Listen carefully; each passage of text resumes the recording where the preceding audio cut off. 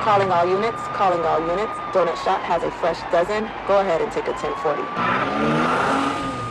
All right, I'm going to talk to this camera. Welcome, everybody, back to the Donut Shop podcast. First episode for me, flagship in this and being the host. So, welcome back, and thanks for checking out the Donut Shop podcast.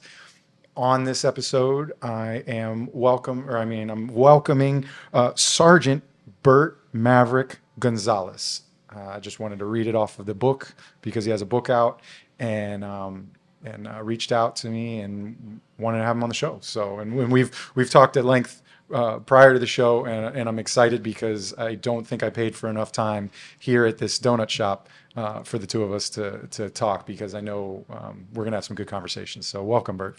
Thank you very much for having me. I appreciate it. Yeah, let me just turn up your mic a little bit, or just pull it a little bit closer to you, and then make sure we pick it up. Because if I give it too much gain, then we're gonna pick up all the children walking in. Because we are here at a Dunkin'. I'm gonna say it. They're not sponsoring it, but welcome. We're here at a Dunkin'. The donut shop is actually at a donut shop. Where most cops go. Yeah. So, cheers and welcome. Thank you. Dead air for those listening in podcast land. So we'll get right to it. You retired. How long ago did you retire? 4 years ago. 4 years ago. So still very fresh retirement from Miami-Dade County. I'm still very connected because I have family there. My son, who's a sergeant, my niece, Alina, who's a lieutenant, my son's wife, Michelle, who's a robbery detective, and of course, my old friends and colleagues and my old partner, Tony Corbin, Sergeant Tony Corbin, is at the airport. So I'm still very connected. And I still do a little bit of teaching there for Baker Act. Oh, okay. The training bureau. But good. Baker Act. Yeah, I mean, it's a hot topic today. And I know that was also a topic in the book that I read. Yeah. And I'm never going to be that far away from it because we're not. Even though I'm in retirement and I'm more detached now, I'm still concerned about what goes on in the department. I'm still concerned what goes on in law enforcement in general around the country. But also for my friends and colleagues and my family that are still there. Yeah. And being that it's Miami-Dade, it's not a small department that is able to hide from news and able to stay out of the news. It's such a large department, one of the largest in the nation, covers only law enforcement, right? They don't have they're not running the jails kind of thing, right? So what's unique about Miami-Dade County in that sense, where as most people know that the sheriff's departments run the jails in most counties, and in all the other 66 counties in Florida, that's the way it's done. In Miami-Dade County, and even when it was called Dade County, the jail had its own corrections department, Miami-Dade Corrections or Dade County Corrections, which was good for us because Miami-Dade Police is the sheriff of Miami-Dade County. Yeah. But it's two separate departments, where in some sheriff's departments, they make you work corrections first and then go on to the police side, which I didn't want to do and I didn't have to. Yeah. So that was good. So we like the separation of the two departments. Oh, okay. And then we've learned through a previous Donut Shop podcast with Mario Knapp on here that come later this year, there's going to be the election for sheriff, and that's gonna be a bit of a change as far as administratively, I think, for Dade County. First time since 1956, I think, when Dade County adopted the home rule charter. They petitioned Tallahassee to run their own show in Dade County because, as we know, Dade County is different than the rest of the state. Yeah. Right. A bit of corruption. Yeah. At the time. Yes. Yeah. I've always said that all cities in the country, no matter New York, Chicago, Philadelphia, Los Angeles, wherever it may be, everybody has their version of corruption, right? Because it's politics. The difference with ours is that in our glasses we have little umbrellas. Yes, they're much nicer drinks. Yes. they're vacation style drinks, so Right. it's a little more fun. So when I didn't actually write that in my notes, but when did you pick up the badge and gun and join Miami-Dade Police Department? 1983. 1983. All right. Well, for those of you that know my age, I'll leave that to about the one year mark of my life. I appreciate your time, the entirety of my life, working as a police officer, almost the entirety of my life. So that's awesome. And there's so much change in South Florida over that span of time that I'm sure you got to see, and you got to see the development of South Florida and the growth of South Florida, and then change, good for bad, whatever it might be. We, as a department, Metro-Dade Police at the Yeah. time, and like I put on the cover of my book, Metro-Dade Police instead of Miami-Dade, because those of us that came on at that time still like our old name. Of course. Yeah. Just before that, in '79, it was the Public Safety Department, and before that was the Sheriff's Office, right? So Yeah. there's always evolution and change. But when I came on, the department and the City of Miami Police Department had to grow exponentially because of the drugs, the cocaine cowboys, because of the Mariel boat lift, Right. because Dade County was exploding in population Yeah. and in crime. So we were hiring left and right, whereas today it might take a year, even up to 2 years for somebody to get hired. I got hired in 7 months. And having a Latin surname really benefited me at the time, Yeah. right? My brother, 2 years later, Pete, came out of the Army and got hired in 6 months. So he started his process while he was still in, pending his discharge from the Army, and he was a military policeman. And his wife at the time was a military policeman, and she came out and became a dispatcher, Sally, and then later on became a police officer, and now she's retired, just like my brother and I.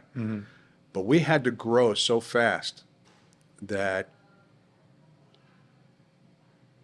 some slipped through the cracks, in the background investigations, as you know.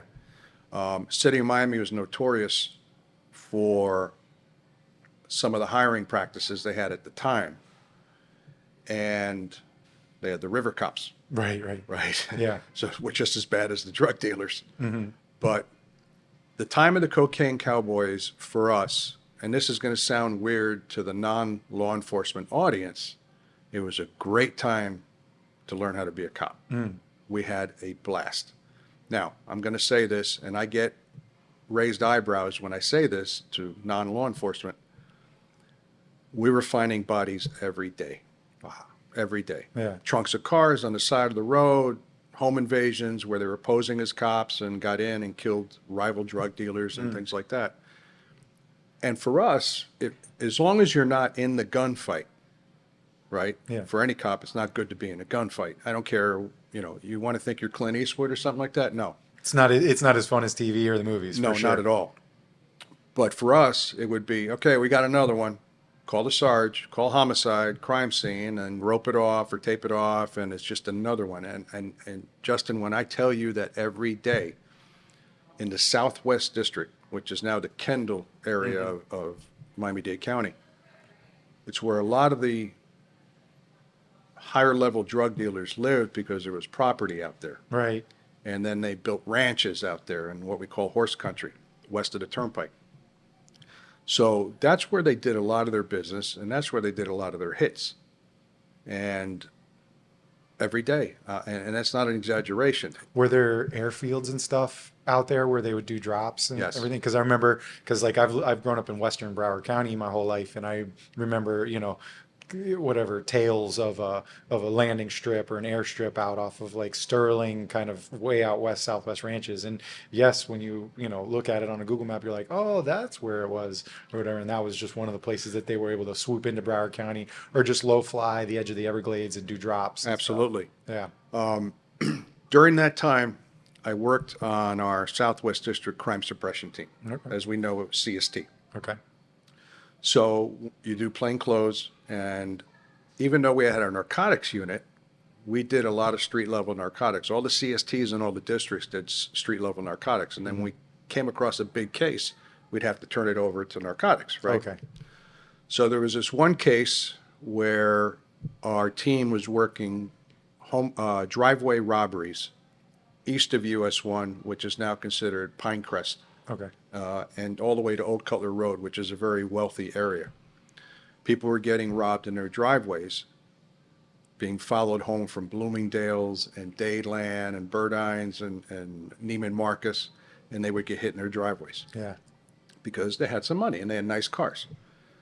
So one night we recruited extra officers because we needed the manpower. So Mark Silva and I were driving Southwest 140th Terrace. This is December of '85.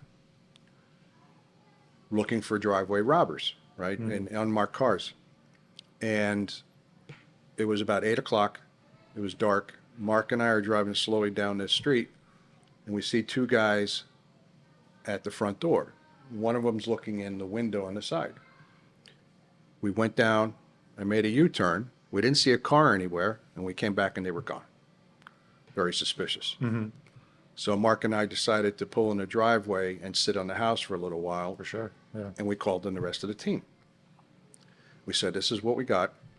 So we set up a surveillance and we're watching for a little while. Nothing was happening. So then we decided to go knock on the door. And one of our guys, Joe Fernandez, had the gift of gab, right? So he knocked on the door. Mark and I went around the back and we're looking in the back through the Florida room, as we call it, right? You know, the family room in the back. For those of you not in Florida, is like a kind of like a patio for some of you, but it's a patio that you sort of sometimes convert into a room and put windows and stuff to extend your house, but it's a big open area. So Right. Continue on, sir. So Joe knocks on the door and he gets a woman, relatively young, but with a couple of children. And he starts questioning her, and he asks her about the two gentlemen that were at the door. And she said, there was nobody here. Oh. Okay. He goes, are you sure? So he radios to us, or one of the other guys radios to us and says, she says nothing about the two men. I said, well, Mark and I are staring at them inside the Florida room on the couch with the kids. Okay. Yeah. So Joe worked his way into the house. We sat her down. We took the two guys into custody to hold them while we were doing our investigation. Joe got her to sign a consent to search. So we searched the house. We found in one of the closets Mac 11 machine guns, suitcases with coffee grounds in them to throw off the scent of the dogs, right? The acetylene torch tanks, Yeah. those were used for the drops in the Everglades that you were mentioning, right? And then we found a garbage bag with $1,300,000 in cash in it, right? And then next to it was a little card table with a ledger book on it, and it was all in code. We got into the attic, 208 keys of coke. So at that time was the biggest seizure in Dade County. Yeah. That's been eclipsed by tonnage over the years, but at the time it was a big deal.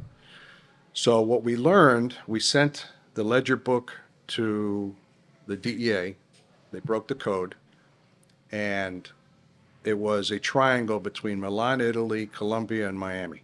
Wow. And the family was a husband, wife, and 3 kids that were put in that house, renting it to live like a family, but that's where they were funneling all the drugs Yep. through, right? And it's just one little story of many at the time. It was all over the place. Yeah, I had a similar. I mean, I didn't have inside knowledge. It was just neighborhood gossip. But a friend of my brother's was one of those families like that. But it was in our neighborhood where we live, and in Western Broward, and it was 2 houses right across from each other. And the DEA hit it the one time, and my brother saw his friend at school, and he's like, "Hey, yeah, we're moving," and they were just they had to move. They were part of it, and his dad was kind of obviously like deeper into it, but this is just neighborhood gossip, so we didn't know very much. But we met the people that moved in the house later on and told them, yeah, the DEA raided that house, and they were like, kind of makes sense because there's a lot of hidden walls within this house and hidden compartments and stuff like that. That same sort of thing like that.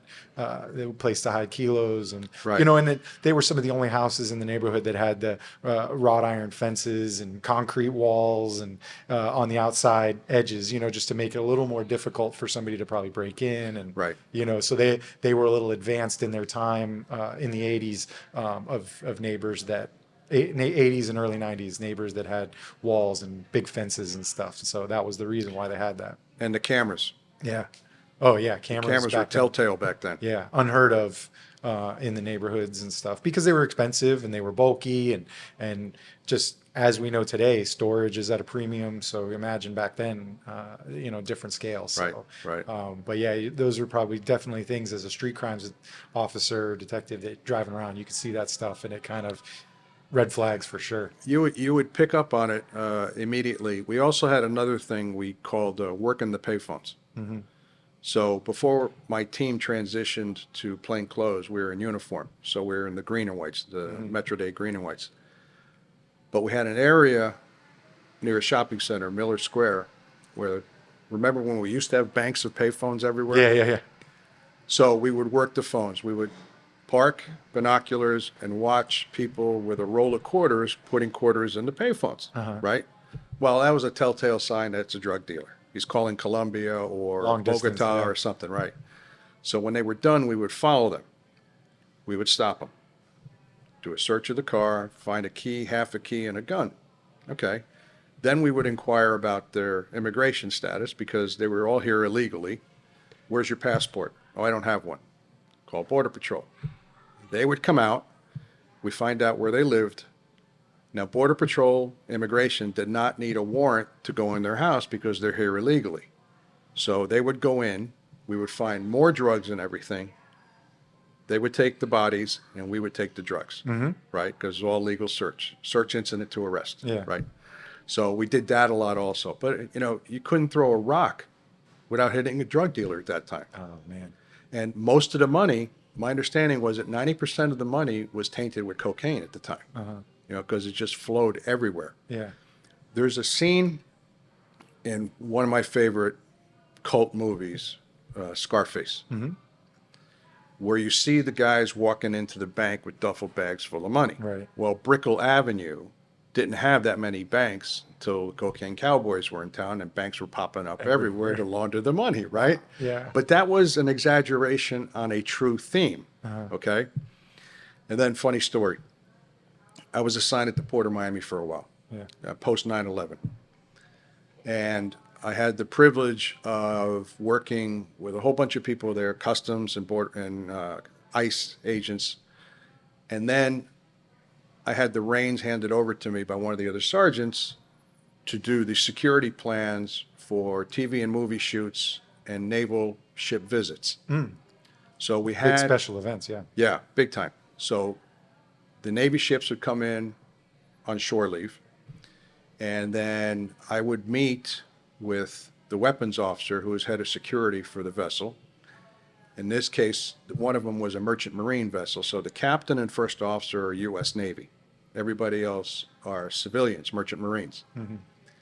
So what I would do is take them out on the town and show them where their sailors can go on shore leave, because they all want to go to Miami Beach, to South Beach, right? So right across the causeway. And we tell them, this is what you're going to do. Here on the port, it's Miami-Dade Police, but outside here, it's Miami Police, and over there, it's Miami Beach. And we would show the difference, and if anything happens, call this number, all right? So I took the first officer to Ocean Drive, right, to show him South Beach. Yeah.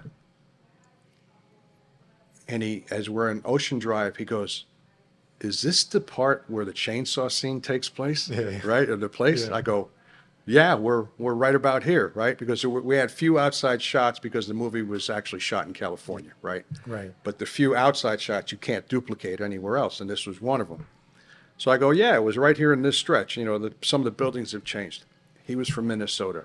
He calls his wife because it was their favorite movie, and he goes, honey, I am at the spot where the chainsaw scene took place, right? Yeah. I mean, he was giddy like a child. This guy was in his 50s, right? Yeah. But it was a lot of fun to see how, he's in South Beach now, right? Never been here before. Yeah. So it was just funny. Every time the movie comes on, I watch it again. Yeah. Because it's so over the top. Well, I mean, that's like Bad Boys for me. Like that was one of the first like pay-per-views that my parents like trusted me to like order when they went out for the night or whatever. And so I ordered Bad Boys, the first one, and loved it. And Friends, we hung out and would quote it and all that kind of stuff, so it was, that was, kind of my generation, Right, right. law enforcement, Miami, none of it's real, none of it actually happens, but, Right. and they're still making them to this day. So that's awesome. Let's take a quick break and then we'll get right back. Hey, what's up, guys? Just so you know, we created a Donut Shop Podcast Clips channel. Just clips, meat and potatoes. Some of the best parts of each of our episodes are going to be over on that channel. You can go check it out. Hit the link down in our description. Like, follow, and subscribe. All the stuff over on that channel too. Help us out. We're back from break, and I want to get into, I'll show it to the cameras, the book, The Real Greatest Show on Earth. So tell me about, why, what inspired you to actually put, and this is a book. This is like I've had college textbooks that were like this. So tell me about it and why. Well, it is a textbook, so to speak. Okay. I'll get into that. But during my career, and I'm sure this has happened to you and yours, the people that we run into on the street, at the homes and the businesses, and I've had quite a few say, with everything you see and do on the job, you should write a book. Now, many cops through history have written books, especially detectives, and they're all homicide stories, Totally, who done it. Yeah. So that was planted in my brain, and it kind of stayed there for a while. And then I started thinking more about it as I got near retirement. I said, okay, I think I'm going to give this a shot. Now, funny story. In school, I didn't like school. I was a lazy student. And my mother was a school teacher in Argentina. So in order not to let me fail by not doing my book reports, my mother did my book reports. Awesome. Right? Awesome. So what do? I get a job where all I do is write reports, right? Dude, I say the exact same thing to people. I talk about it in college where I mapped out my college courses pre-talking to former students of that professor. Did you have to write a report? Did you have to do this? All the classes that I took were the trajectory of not having to write book reports, essays, research papers. And then I joke around when I would teach, like as a school resource officer, and I'd tell the kids. And then I took a job, just like you said, where all I do is write book reports about people's lives. Right. So it's completely parallel, and it's so funny. Absolutely. We're all the same. Yeah. We're all the same. So when I decided to write it, and now, it's I would say just 2 years from retirement. What kind of book do I want to write? I don't want to write a whodunit fiction novel or based on some particular case. With the way things are around the country, the anti-police sentiment, and the absolute BS that we see in cop shows and movies, right, which very little of it is real. I wanted my book to be a factual account of who we are as cops. And we're all cut from the same cloth. And I don't care if I'm Miami-Dade, your Sunrise, LAPD, NYPD, Chicago, Moab, Utah.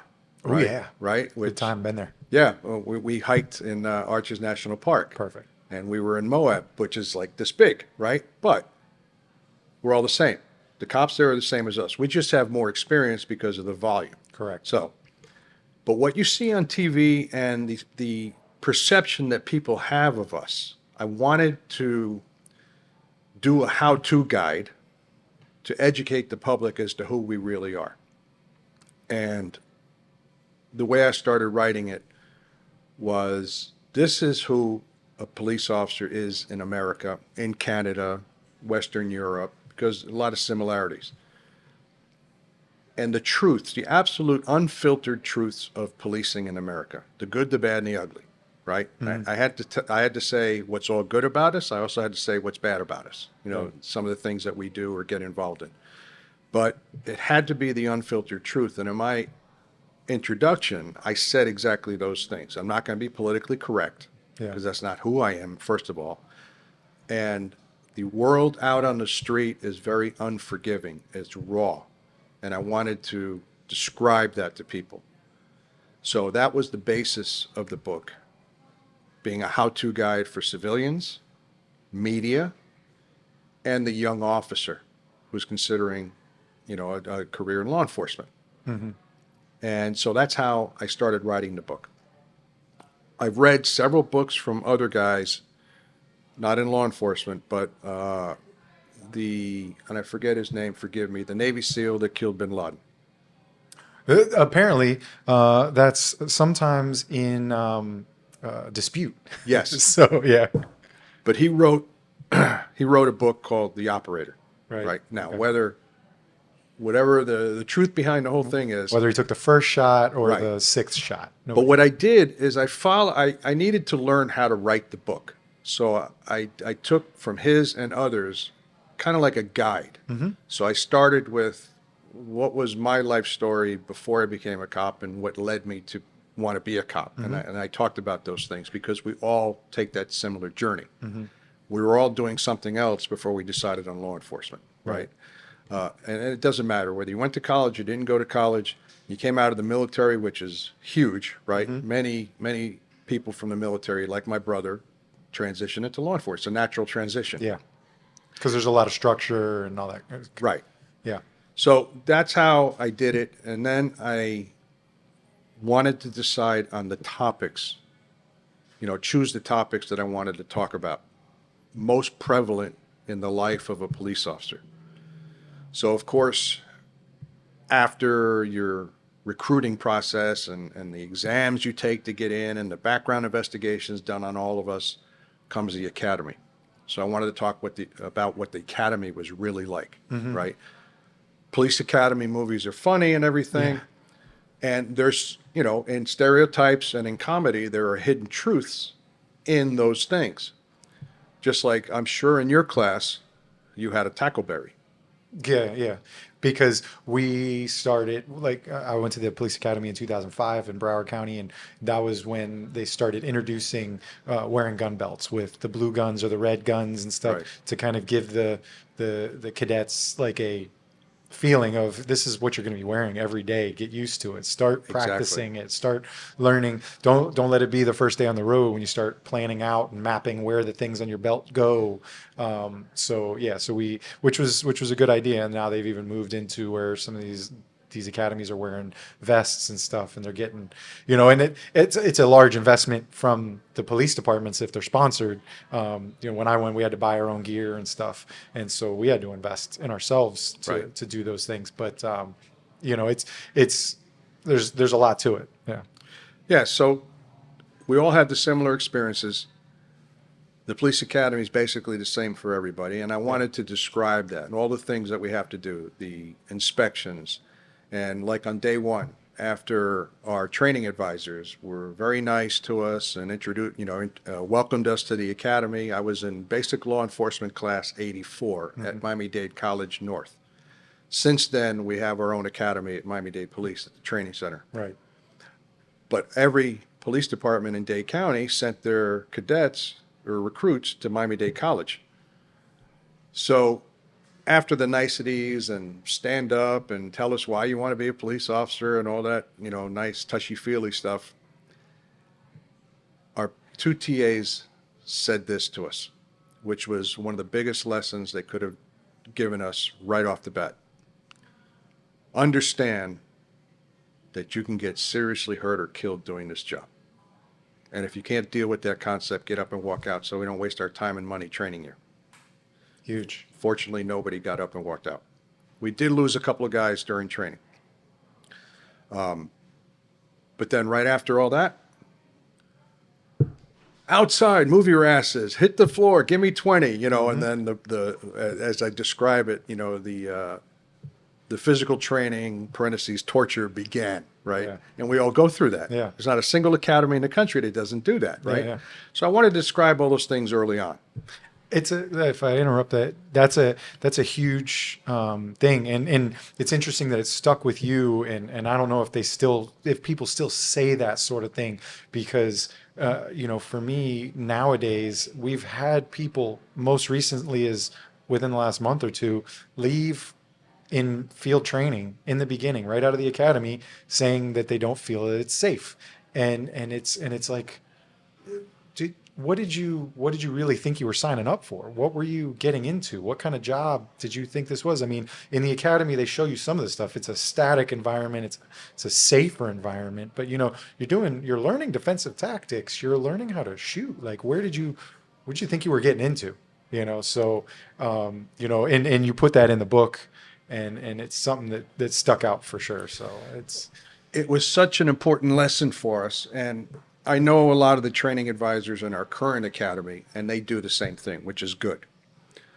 But the recruit coming in, you have to understand that this job requires sacrifice, okay? Up and all the way to maybe your life, right? Now, I never walked out of the house thinking I wasn't going to come back, okay? Did I have fear? Sure. I've been in situations where I went, holy crap, wow, I can't believe we made it out of that one, right? But I always relied on my training and the people I was with, right, to get us through. And every cop goes through that. So I wanted to send that message through the book to the would-be cadet and to the people that don't truly understand who we are. This is what we go through. And yes, to touch on your point, we are being trained to possibly take a life, okay?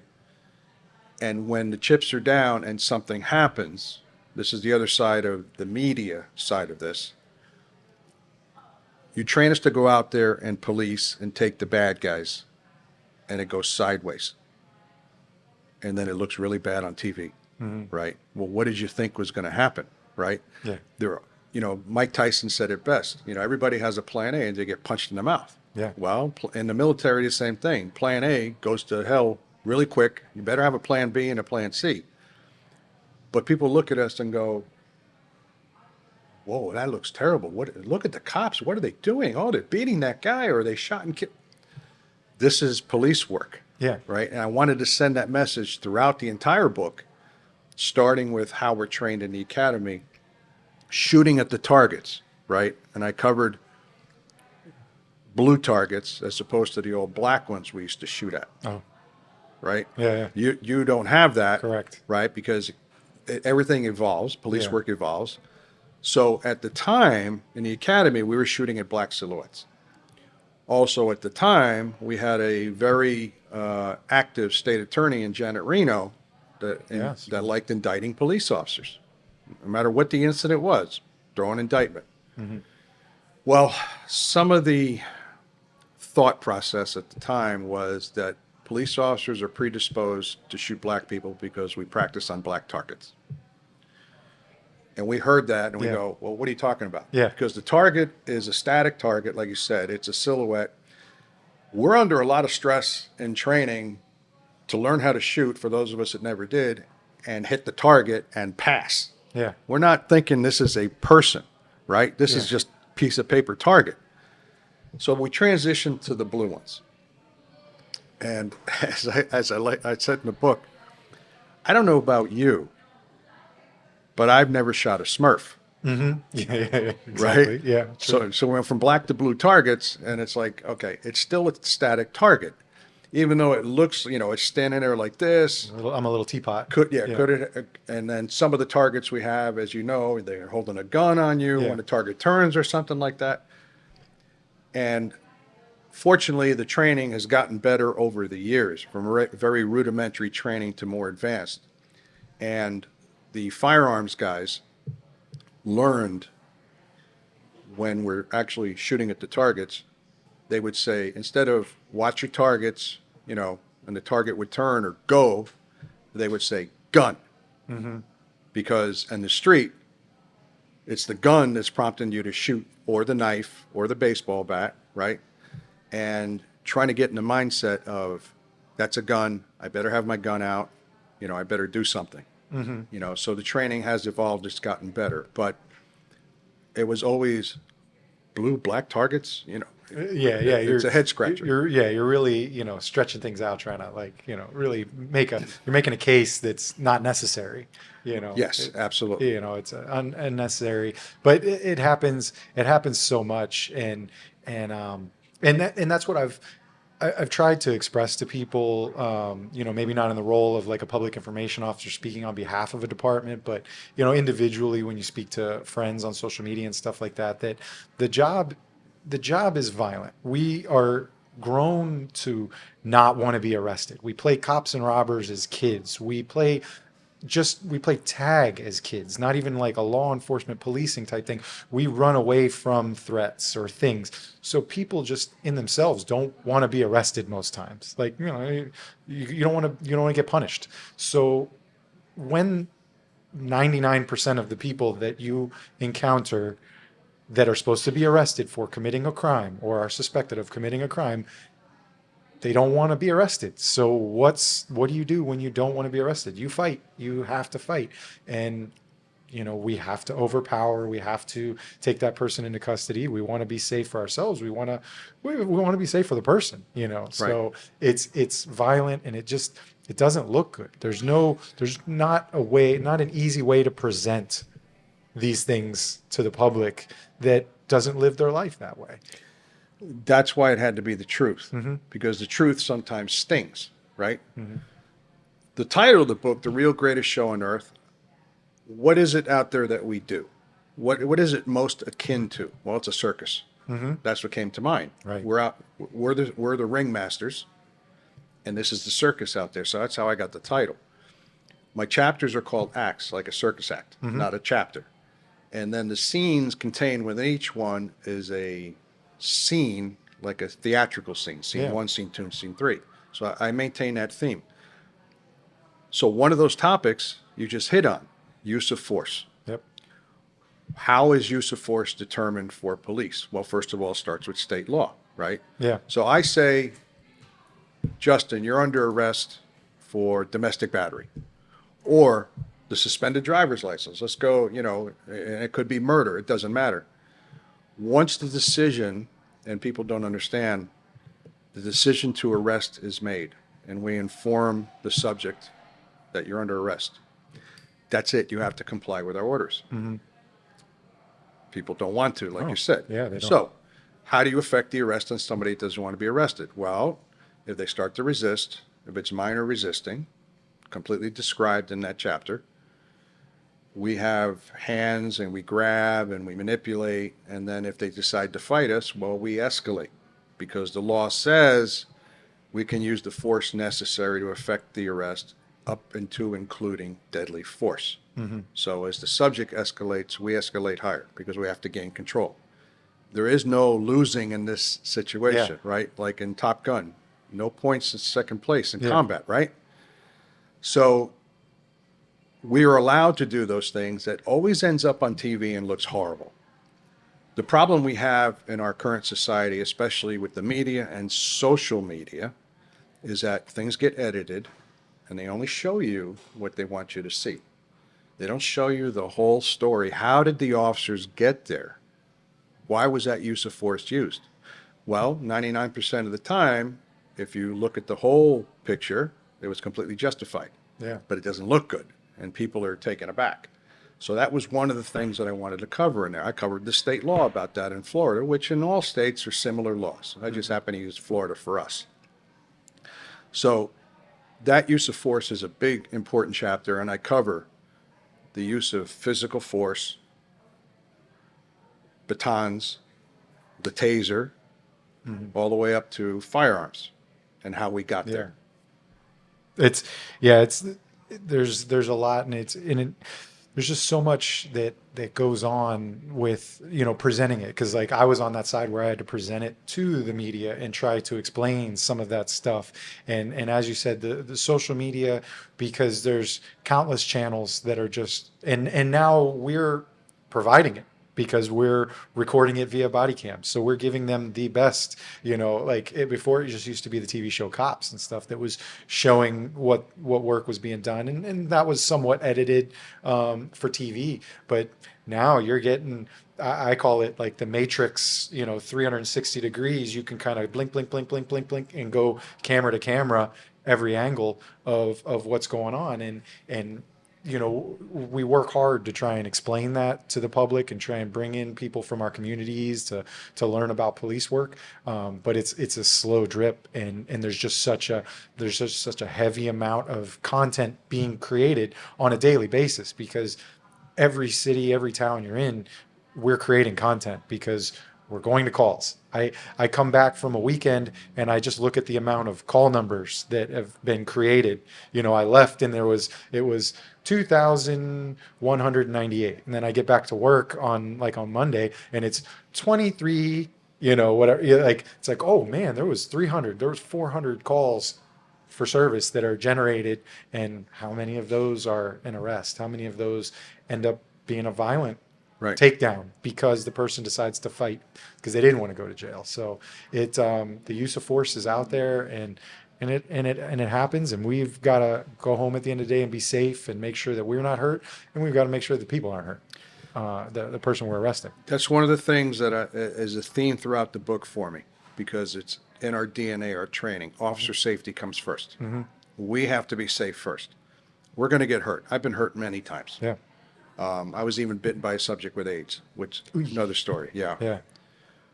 But that is one of the things that I try to explain to people, that we're there to handle your situation, but we're going to do it keeping our safety in mind first. Your safety's there, but it comes second to ours, because if we get hurt, we can't help anybody. Yeah. Right. And you touched on the cameras. I have a chapter on the body cameras because it became such a phenomenon, and it started in England, and then finally came here to the States in 2014. Mm-hmm. So Miami-Dade Police, just like all the other agencies, and saw the writing on the wall that eventually there's going to be laws saying police have to wear body cameras, mm-hmm. right? And now everybody's wearing a body camera. Yeah. So we knew it was coming. It took 3 years for us to get the program off the ground, with a whole host of problems. You know, especially with the size of MDPD. Size of the agency, yeah. All those cameras, and then all the issues of the right camera, and they break or they break down, and then the storage. Storage is insane. Yeah. That's the thing the public doesn't recognize, is the public records laws in the state of Florida, how long you have to maintain the footage. Some of it's a benign call that you just go to, gets wiped after 30 days. But if it gets tagged for a certain reason, an arrest or a specific report or a complaint, those have to be maintained, and then maintained when you've got sometimes 4 officers that show up, 5 officers. You know, we like to hang out with each other. Sometimes we need backup, you know, so it's more. So yeah. Yeah. When we were told the cameras were coming, I didn't look at it as a negative. All right. Be frank about it. And I told my colleagues, I counseled my officers, said, listen, accept it. Number one, you're not going to have a choice. Mm-hmm. MDPD is going to be wearing cameras.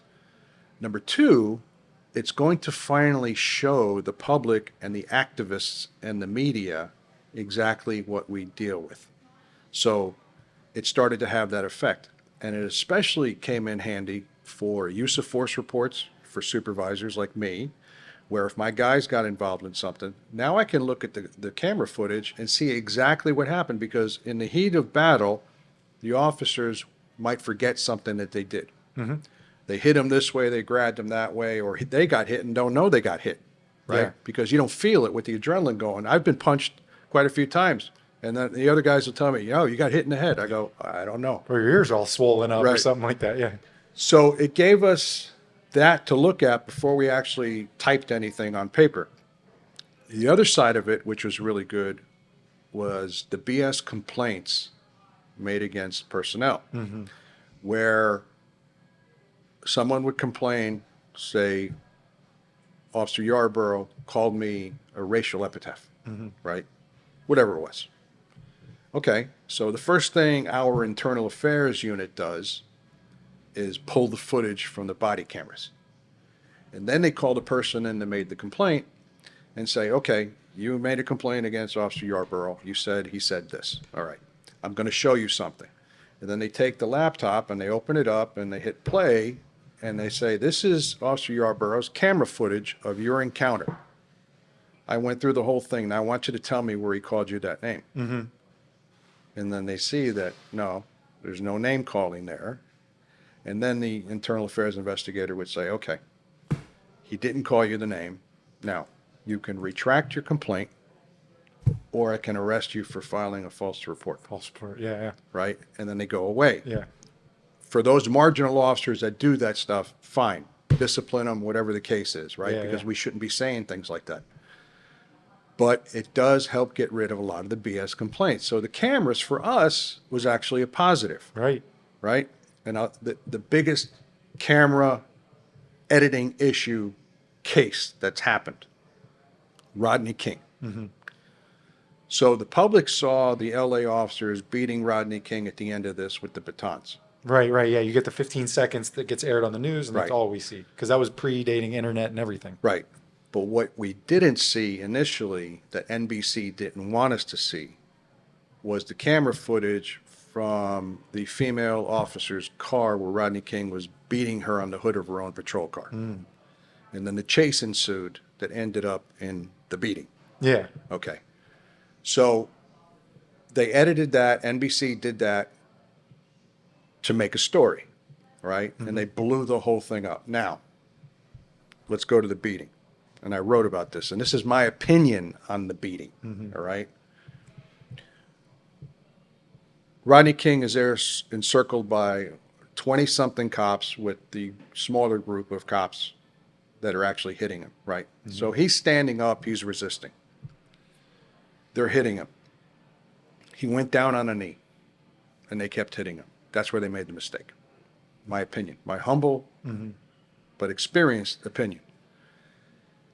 What they should have done, which we do in Florida, especially in South Florida, you got the football. We're just going to tackle you. There's no knife, there's no gun. We're just going to tackle you, right? The scrum is going to take place. You're going down. We're going to overwhelm you with bodies. You can't fight anymore, and you're going to jail, maybe via the hospital or fire rescue, because lumps are going to be administered in any kind of physical altercation. So I think that's where they made the mistake of standing there continually hitting him with the batons. Yeah. Now, what a lot of people don't understand is that in state law, they were tried and they were acquitted because they followed state law and department procedure at the time. Where they got convicted was a civil rights violation federally. So I think had they just tackled him when he stopped, Yeah. right, and overwhelmed him, number one, we probably never would have heard about the case, right? Yeah. So my big thing is in use of force. How did the officers get there? You've got to wait for the whole investigation, right?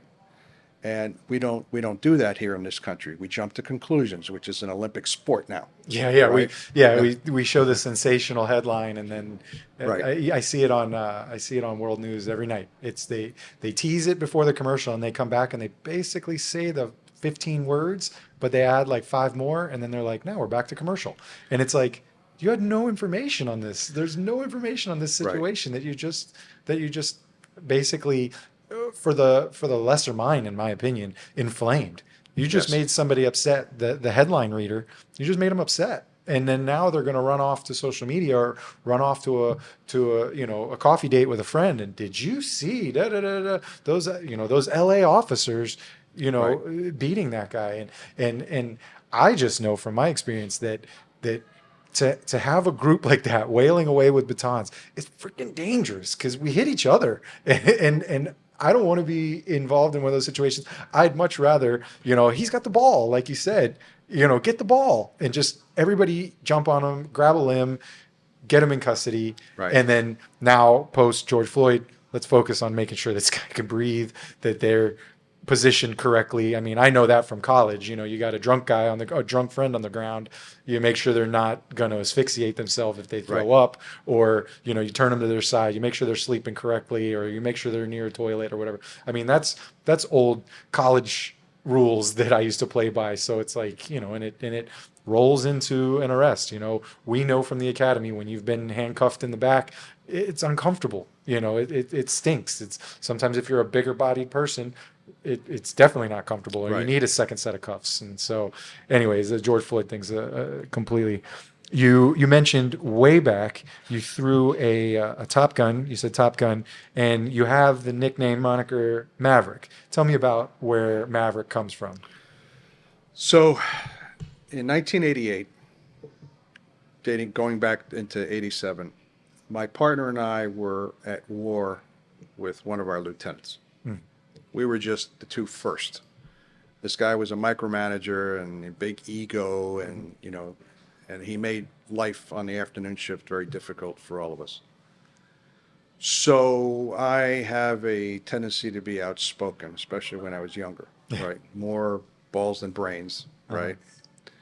And so he didn't like me. And then I had a complaint filed against me.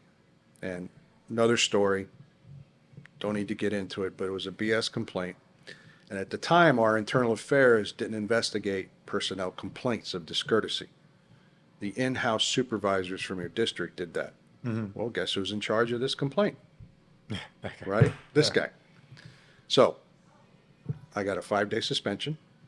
I lost it on appeal because I was supposed to. And 3 weeks after I served my 5-day, I got transferred to the Midwest District. So, okay.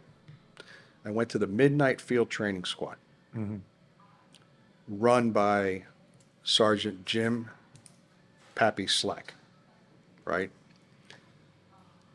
Well, everybody in that squad had a nickname from Top Gun. That was their call signs for each other. Yeah. And then on the radio, on the non-dispatcher talk channels, right, the tactical channels, they would call each other by their call name. signs and everything. So that's pretty cool, Yeah. And it was a great squad. And they said, well, Bert, you're coming to our district with a reputation for having been in trouble and doing things your own way. You're Maverick. Broke the hard deck. Yeah. And it stuck. Yeah. Exactly. Yeah. Exactly. So And they didn't have a Maverick. they didn't have a Maverick. You fit right in. I did. Yeah, you parked it right there. And Pappy, our sergeant, Jim Slack, Pappy was from the Black Sheep, Pappy Boynton, the leader of the Black Sheep during World War II, the VMF 214 Squadron in the South Pacific. So he was the leader of the Black Sheep, and we were the Black Sheep. And the Maverick name stuck, and then I became known as Officer Maverick, and later on when I got promoted, it was Sergeant Maverick. So all these many years later, my son would encounter, he'd meet somebody, and they'd realize who he is, and they go, oh, you're Maverick's kid, right? So to me, it's a badge of honor. Yeah. It's my alter ego, I think, in a good way. We're all, a little cocky and arrogant at times. It's cops, right? But it became the name that I use now for my company, Yeah. right? And it's just, it fit me because even as a kid in high school, I didn't go with the crowd. I did what I wanted to do my way, or what was good for me. Now, when they say, you have a reputation for doing things your own way, let me qualify that statement. I was outspoken. I didn't like stupid decisions or weak supervisors, so then I would say things, which would get me into trouble. Yeah. But I followed the rules. I did my job very well. I was a good cop. It's just because I got that reputation of pushing back all the time, Maverick, right? Like we said, I broke the hard deck. Yeah. So that's how that came about. And it's just, my alter ego, who I've become, so to speak. That's awesome. Let's take a quick break, but when we get back, I want to talk to you about egos and cop egos and kind of where that goes, because I've got feelings about that myself. So let's take a quick break. I'm going to check the cameras, and then we'll be right back. What's in the cup? Guys, what's in my cup? Blackout Coffee Company. We joined up with them. I've been drinking it, and I enjoy it, and I think you may enjoy it as well. So you can go over to our website and click the link, or you can just go to their website, blackoutcoffee.com, and use our coupon code to get 10% off. The code is DSP10. So go over, check it out. All right, we're back, and I think all the cameras are still working. So when we left off, I want to talk about egos because it's in your book, and it's a positive thing, and then sometimes I think it can be a negative thing where it's detrimental and it ends up affecting us, kind of like with the body cams and stuff like that. Talk to me about egos and kind of what you talked about in the book. So we all have egos. And in our profession, just like fire in the military, maybe police in the military a little bit more, but fire has a similar structure to us. So we all have egos. We have to have a strong ego in order to do our job and also control the things and people around us. You have to have that. You can't be weak. And you have to order people around in order to gain control of a situation, whatever the case is. Within the ranks, when you become a supervisor, okay, a lot of people kind of start to lose where they came from, their perspective. That now you're a supervisor, and this happens in every vocation. I don't care what it is.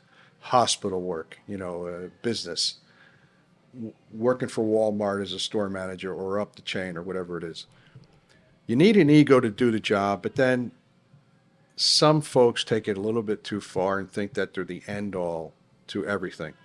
And we find that a lot in police work. Guy becomes a sergeant, he becomes a lieutenant or a captain or a major or whatever the case is. And now they think they're above you or better than you.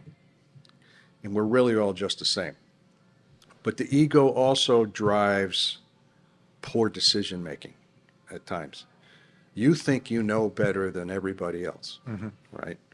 Where one of the valuable lessons I've learned, and I was a supervisor, I was a sergeant for 22 of my 37 years, right? I got promoted with 15 years on, so I already had a lot of experience. Yeah. It's not like, I was on the job 3 years and got promoted. You're not ready to be a sergeant at 3 years. I don't care any agency or whatever, because you have to lead now that den of lions that you came from, because that's what we are. We're all alpha dogs or alpha males or alpha females. And now you're in charge of that group.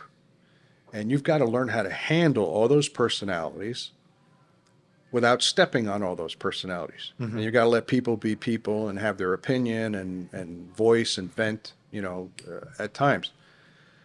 But when you think that you know better than everybody else, well, you don't. Officers that have been on my squads, a lot of them, especially older officers, they come with a lot of experience on their own, right? So they were in specialized units that I wasn't in. So when I had a question about something, I can go to them and go, what do you think about this? I never worked in your unit, so tell me about this. We got this issue coming up. How are we going to address it? And you let everybody become part of the decision-making process. In tactical, critical situations, you got to dictate, you got to give orders, right? It's happening now. You take that position, you go do this, you go do that. You got to do that in emergencies. But when you have time, let your people be involved. And when that ego comes in, that you know better than everybody else, then the rest of us will just sit back and why don't you handle it then? Yeah. Okay? Because you know better. Right. Even though we've been doing this for a very long time and we've had great success, or we've made mistakes and learned from those mistakes. See, if you don't learn from your mistakes, your ego's in the way. Yeah. Right? Right. Yeah. I see it so much, and that's how we get ourselves in trouble, either internally, like you're talking about, or externally out in the field. When you think or you want to do something and your ego just doesn't allow you to, take some egg on the face or some humble pie and say, you know what, I didn't think about it that way. You're right. And some of us don't listen. Like, we tune out what people are saying, what our bosses are saying, or what our subordinates are saying, or the public. And our egos end up getting in the way sometimes. And that kind of gets me upset when I watch things online or videos, like we call them training videos. And it's like, man, if the ego had just let a little bit of information in, that we may not be at this point where we're watching this video or we're listening to this story and training. you know.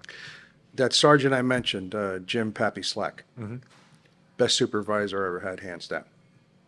And this is how it started. When I got transferred to that district after getting kicked out of Southwest District, and here I am with my tail between my legs, right? And Yeah. I'm the new guy, I'm the FNG, and now I've got to try to fit in, and I came with this baggage and everything. The very first night, he took me aside after roll call, and he said, I've heard some things, but I want you to know you've got a clean slate with me. Okay? We're starting fresh.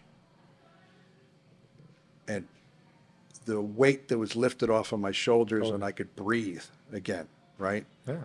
And he let me prove myself to the good cop that I was. And in that first week, I caught a bunch of bad guys, you know, because I was out doing police work at night. And he goes, on the scene of a stolen vehicle with a bailout with 3 guys, we set up a perimeter after I chased the vehicle. He came to the scene, of course, as a sergeant should, and he says, you know, I don't see a problem with you. When I mentioned the supervisor's name that I had a problem with, he goes, say no more, Enough said. Yeah. right? Because reputations travel far and wide, you know, across mountain ranges, you know, and rivers, you know, and in a department, there are no secrets, right? We have a lot of districts in Miami-Dade Police and a lot of bureaus. It's huge, but there are no secrets, right? That one reputation travels all over the place. So two examples. One was I got a new commander, and I was in the general investigations unit of this station. So it was the detective unit, and I had the specialized enforcement team, which was the uniform component, the tactical squad, where we went and got the bad guys for the detectives, right? 2 months it took for this commander to meet the detective unit. 2 months, right? So during that meeting, he droned on for 20-something minutes about himself. And he talked about how he had an undergraduate degree in organizational leadership. Okay, now I knew this guy when he was an officer, when he was a sergeant, when he was a lieutenant, when he was a captain. Okay? So at the end of the 23 and a half minutes, that last 30 seconds, he said, I have a plan. And if you're not with my plan, I'm going to get rid of you. So what do you think all those detectives remember from that meeting? That one thing The that threat. yeah. The threat, right? Okay. Fine. Things didn't go well in that district, and the district went down immediately, right? I was at my brother's wedding, and since I worked in the intracoastal area, the North Miami Beach area of Dade County, I worked with a lot of municipalities. One of them was North Miami, city of North Miami. And at my brother's wedding, there was a North Miami officer there, and he came up to me and he said, hey, I'm about to get promoted to sergeant. I know you from work, and you have a good reputation. Do you have any pointers for me? I said, sure, thank you. You know, I appreciate that. I'm flattered. He said, well, I'm going to get my squad, and I'm just going to cut them loose. And I said, stop right there. Don't do that. Yeah, and he did exactly. He goes, well, what do you mean? I said, you can't do that with cops. Maybe very seasoned, experienced guys that just go out and do their job, right? And they know what they're doing, and they require very little supervision. But you're going to be a new sergeant. Chances are you're going to have young officers on your first squad, right? Because you're not going to get the pick of the litter as a brand new sergeant, right? You're going to go to midnights or afternoons with Tuesday and Wednesday off, or, you know, some bad shift. I said, you're going to have young guys. Don't cut them loose. Tell them who you are. They're already going to know who you are when you take the squad, because North Miami is just one station, right? Everybody knows each other. They're already going to know about you. But you can tell them what your vision is for the squad, just like we all do, you know. But don't go in there thinking you're going to save the world and you're going to change all these things. Sit back and watch. Talk to these guys. Be there for them, all right? When you show up on a scene, there's going to be scenes as a sergeant you're required to show up on.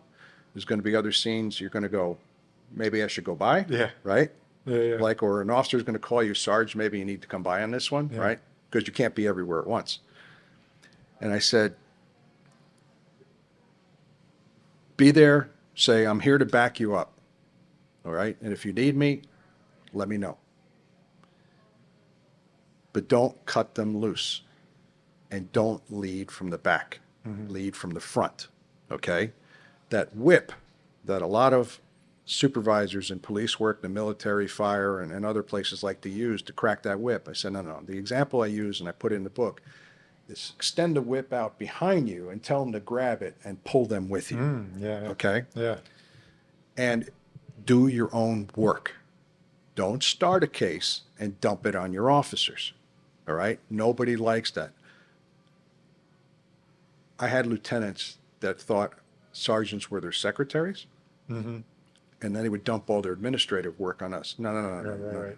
I have my own duties and responsibilities. I have to supervise my squad, and I got enough paperwork just for them. I'm not doing your work for you. One of the reasons, I'm outspoken and I'm a pain in the ass, right? Yeah. But you have to be that way. So do your own work. If you start a case, finish your case. If you're going to arrest somebody, you do the A form, right? Don't give it to one of your officers to do. Whatever it is, finish it. And when you're off, and in a tactical situation, be the first guy through the door. Because if your officers see that, they're going to follow you anywhere. It's going to take a little while. But if they see that you're the first one in the door and you're leading from the front, they'll walk through fire for you. Very true. Right?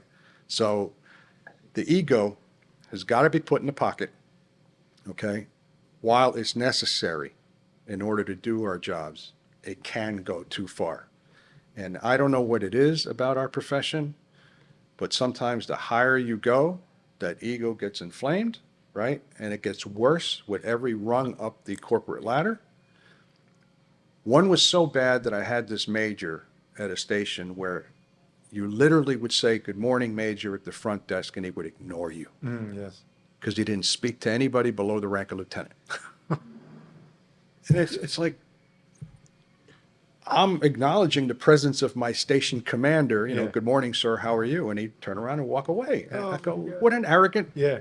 I don't know what the rules are for a podcast, but I got Doesn't a few matter. choice words. Yeah. Okay. Yeah. But what an arrogant prick. Yeah. Right? So who the hell do you think you are? Remember, you started off just like me. Yeah. Because everybody in MDPD and most agencies start off as a patrol officer and go up the ranks. Yeah. So it's frustrating at times. No doubt. No, it's the egos. I fear, like I said, get in our way internally and externally, and sometimes create problems for us. And sometimes we just have to, take a step back, think about it for a second. There's few, like you said, when you're in a tactical situation and decision needs to get made, you can question it later on and Monday morning quarterback and figure stuff out later. But get the job done when you need to. Rely back on your training and experience, and that's like you mentioned early on when you walk out of the house every day, you weren't scared. You weren't worried that you weren't going to make it back home. And I feel like I'm the same way, where I so much I know is programmed into me through autopilot and stuff that I get out there, and it's at the end of the day I go, how the hell did I do that? Some of these days, like when you're running call to call, you're juggling everybody's issues and stuff like that. I'm talking about the customers out in the world that we're dealing with. And, it's just your training. And that's why it's really important to pay attention to all the stuff that you can learn and soak everything in and sponge it all up. And for people, starting the job, it's great information in here. I've got a bunch of bookmarks in it and things that if I had more time in here, my meter's running out, that we could probably talk for hours on end. But I know that everybody has the opportunity to read the book and check it out. Let me know where they can get it, and then where can they find you, because you're starting up your own podcast. So where can they get the book, and then where can they find you? The book is available Amazon, like everything else in our universe, right? Done. Enough said. Yeah. Barnes and Noble, Walmart.com, Okay. and other select places. But Amazon seems to be the go-to place for everybody. And it's where Amazon got their start. It was an online bookstore. Exactly, exactly. That's a good place. I've guys, the guy Scott that's been on the show. He published it direct through Amazon. He did just basically where you upload it, they printed it, and that's the main thing. So, but this one's through a publishing house, so it's cool. Yeah, Jeb Wizard Publishing. Joe is a retired Providence police captain who's been a writer all his life, and like me, had trouble getting published. And all right, so I'm unfiltered. I always, say what's on my mind. Writing the book was easier than getting it published. Oh, okay, yeah. So when I finished writing the book and I went, it's done, okay, this is great, right? Yeah. And I had fun writing it. Now it's time to get published. So I started looking for a publisher, and all the big publishing houses will not speak to you. They will not accept manuscripts from you. They tell you right on their website you have to go through a literary agent. Okay, so I started researching literary agents. I must have sent over 60 introductory emails to literary agents. Sheesh. Right? The couple of polite replies that I got were polite turndowns. Mm-hmm. Because in the midst of all this anti-police sentiment in the country, and the media world, publishing is just as liberal as Hollywood. Mm-hmm. So nobody wanted to touch me, and that's my take on it. Police bad, we're not going to touch it right now. It was in the wake of George Floyd and all that. So then I said, okay, after months of this frustration, let me start looking for conservative publishers. That's how I found Joe. He started his own publishing company just so he can get published because nobody would touch him. Oh, so yeah. that's how our relationship came together. Cool. And that's how it happened. So it's a labor of love. And Joe did say this to me. He goes, getting a book published would be the closest thing a man comes to having a baby. Painful. And Yes. Yeah. Absolutely. Yeah. So, but it's finally here. It's finally done. The folks that have read it, they're really enjoying it, police and civilian alike. I'm having no name. Nobody knows me. It's hard to get it out there. So, and that's one of the, thank you for bringing me on to talk about the book. Of course. The one other thing I did was the Channel 4 interview with Elliot Rodriguez. Right. You sent me, yeah. Mm-hmm. Which went really well. My wife Rosie and I were there, and it was a great experience. My first time doing anything like it. Mm-hmm. And now, leading into what you were alluding to, yes, I'm starting my own podcast, and it's going to be called Sergeant Maverick, the podcast, all things police work, politics, and life. Mm-hmm. And we're going to be up and running in just a couple of weeks. My son, BJ, Bert Jr., is my engineer. Cool. He has his own podcast, by the way, called Vice City Gamers. Plug. Yeah. Right. And it's all with they had caricatures of them made with Miami Vice colors and suits and everything. But he's been doing it now with a couple other cops. And they do it all remote on theirs. But he knows the business like you do. And I'm the talker. He's the engineer. Yeah. Right? Yeah. You gotta. There's a lot that a lot of people don't understand that goes into this stuff. I post once in a while behind the scenes on the Instagram stories and stuff, but there's a lot of backwork digital, and it's not just the editing. It's to get the publishing of the audio onto like Spotify and stuff like that. If you're just going to do audio, because podcasts are long. People can't sit here and watch these videos on YouTube that we put up. They're driving around, or they're officers, and they want to listen in their cars, so they look to Apple Podcasts, Spotify, all of them. So there's producer work that you got to do too. So and that's I'm familiar with that, and so that's why the donut shop just keeps on trucking, and here we are. So I appreciate you coming on. This is awesome, and I look forward to jumping on yours and absolutely checking out you guys. I want to reciprocate, and I'm going to have a variety of topics on the podcast. Like I said, it would be called Police Work, Politics, and Life. So we're going to talk about police stuff, and then we're going to get into current issues with politics because I'm a political animal. I love presidential politics. Yeah. And as I wrote in the book, most cops are conservative by nature, right? Law and order and stuff. Yeah. But you can have any opinion you want, okay? And you can, I can have you on the podcast and you can have your opinion and we can go back and forth and all that as long as, we agree to disagree. And that's fine.